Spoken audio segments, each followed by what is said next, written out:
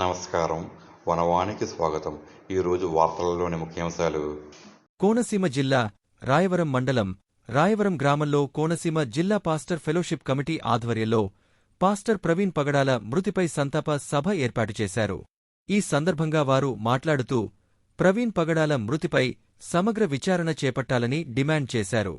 Rayavaram Christian community హాల్లో శాంతి rally నిర్వహించుటకు పోలీసులు అనుమతి నిరాకరించిన కారణంగా సంతాప సభ ఏర్పాటు చేసి ప్రవీణ్ పగడాలకు శ్రద్ధాంజలి ఘటించి ప్రవీణ్ పగడాల మృతిపై న్యాయపరమైన విచారణ చేపట్టాలని కోరారు.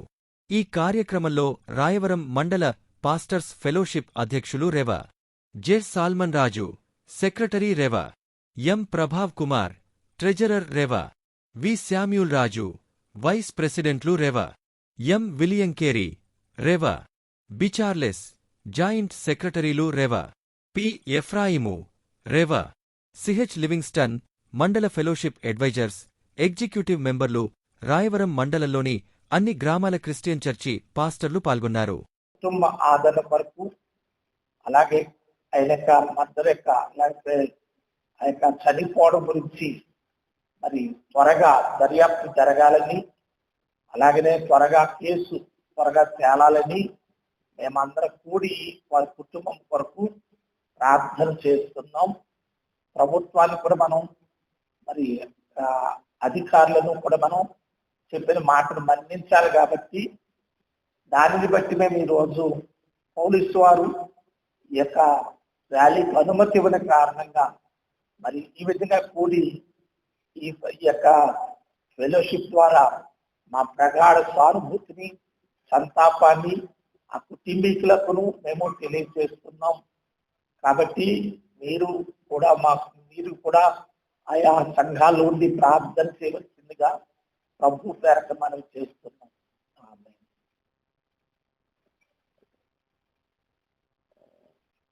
మీడియా మిత్రులకు, రాయవరం మండల పాస్టర్ ఫెలోషిప్ కమిటీ పెద్దలకు, సభ్యులకు వందనాలు తెలియజేస్తూ, ప్రత్యేకంగా ఈరోజు దేవుని సేవకులు మా ప్రియులు ప్రవీణ్ పగడాల గారి యొక్క మరణం గురించి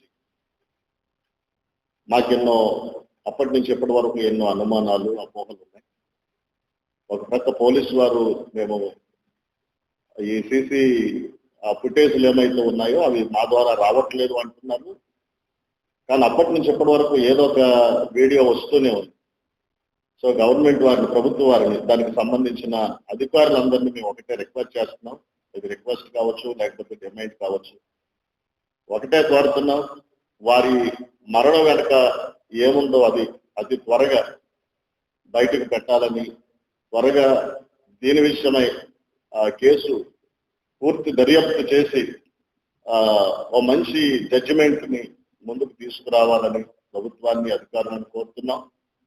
దీని విషయమై ఈరోజు రాయవరం మండలంలోని సేవకులందరూ ఇక్కడికి చేరి వారి కొరకు ప్రార్థన చేస్తున్నాం. ప్రత్యేకంగా వారి కుటుంబం కొరకు ప్రార్థన చేస్తున్నాం. ప్రభుత్వాన్ని రిక్వెస్ట్ చేస్తున్నాం, డిమాండ్ చేస్తున్నాం.